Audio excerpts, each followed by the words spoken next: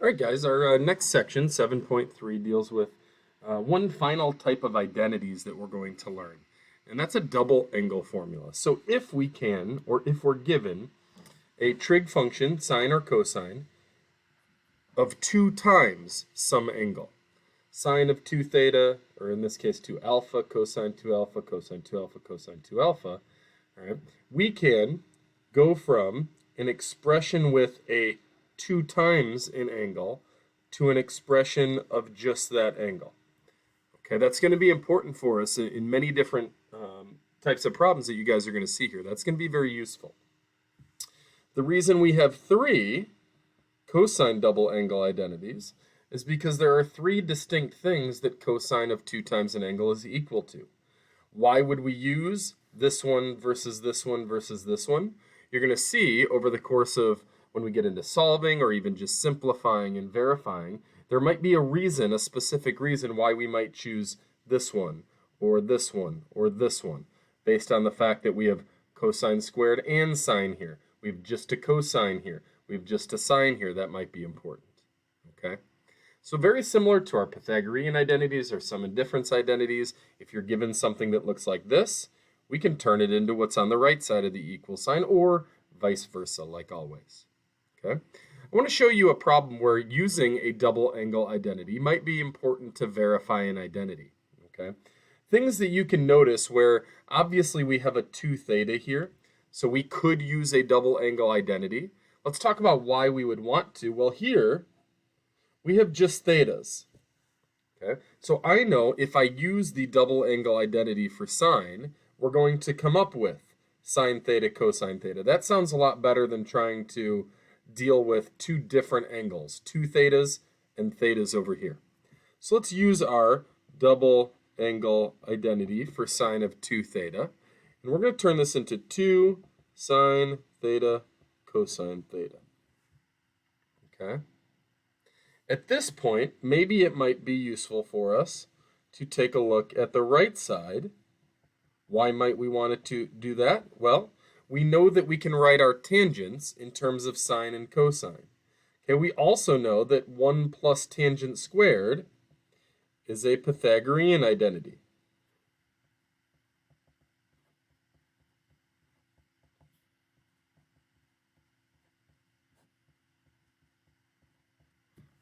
Okay, 1 plus tangent squared is equal to secant squared. Now, let's write these in terms of sine and cosine and see what happens. We know the left side is in sine and cosine.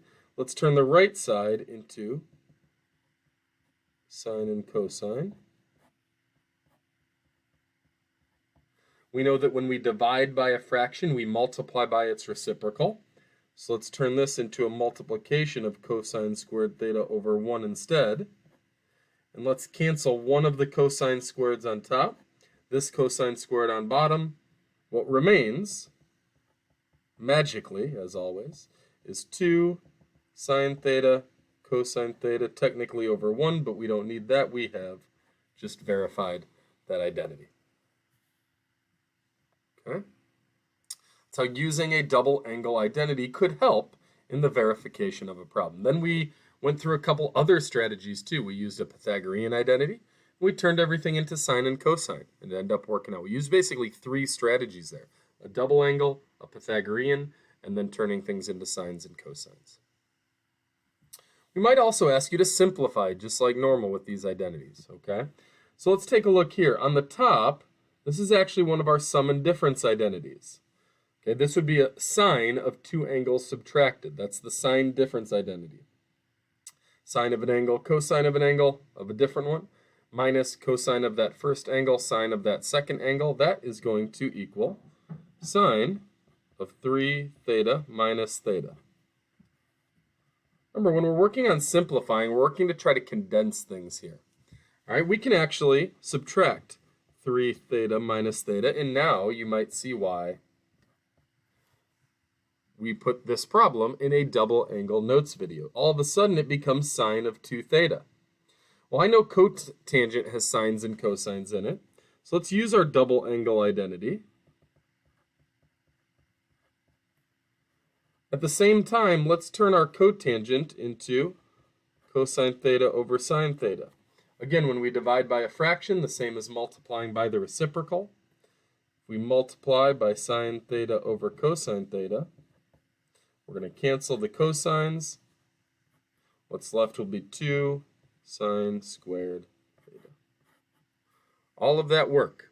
This start, this finish, interesting to see how those might be equal to each other.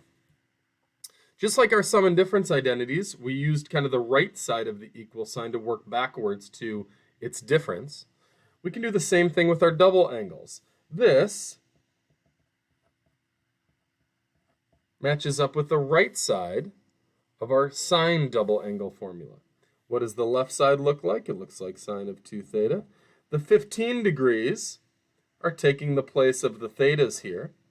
So this then means that this is going to be the same as sine of 2 times 15 degrees.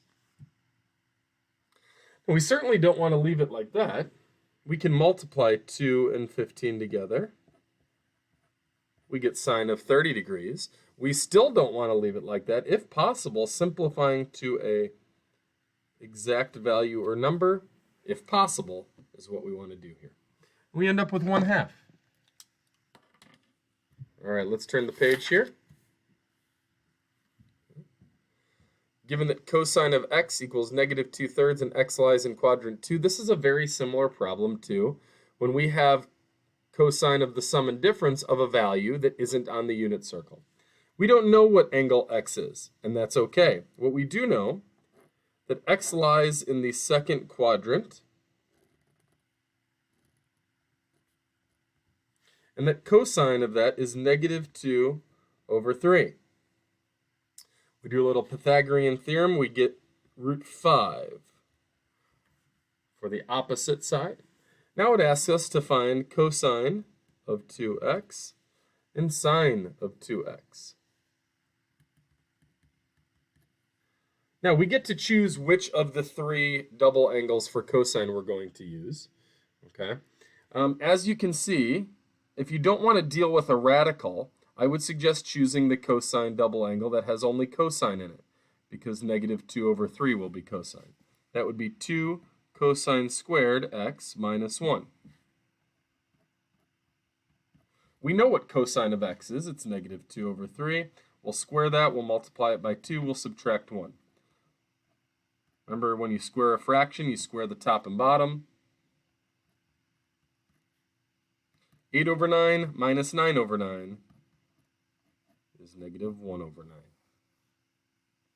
Sine of 2x is 2 sine x cosine x. That's our double angle identity.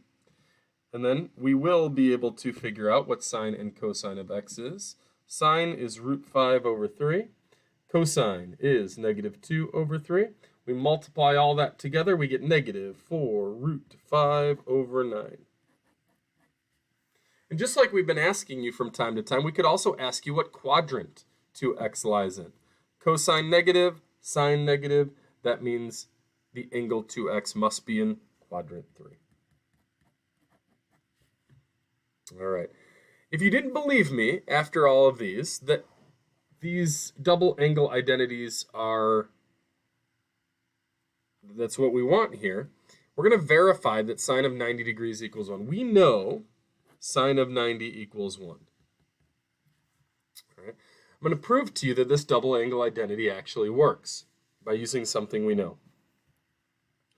If we wanted to, we could write 90 degrees as a double angle, as 2 times 45 degrees.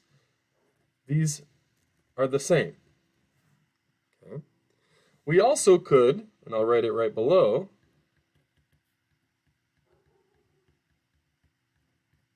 if we use our double angle identity, theta would be the 45.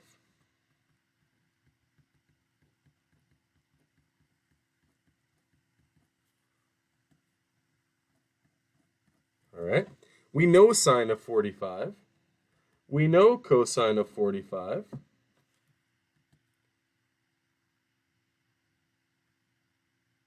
Root 2 times root 2 is 2. 2 times 2 is 4. 2 times 2 is 4. 4 divided by 4 is 1. And I've kind of just proven to you that this double angle identity actually works. That was our little proof there. We don't traditionally use double angles to find the exact value of degrees, or excuse me, angles on a unit circle like we do with the sum and difference identities. The reason for that is, any angle like 90 degrees that we could write as a double angle with an angle on the unit circle, we already know the value of that. Like we could say, okay, if I wanted to do cosine of 60, I could write it as cosine of 2 times 30. Yeah, but we could just find cosine of 60. We don't have to do something like that. Okay? So these double angles are more useful in a simplification problem, helping with a verification, or a problem where we're not given an angle on the unit circle. We're given an unknown angle.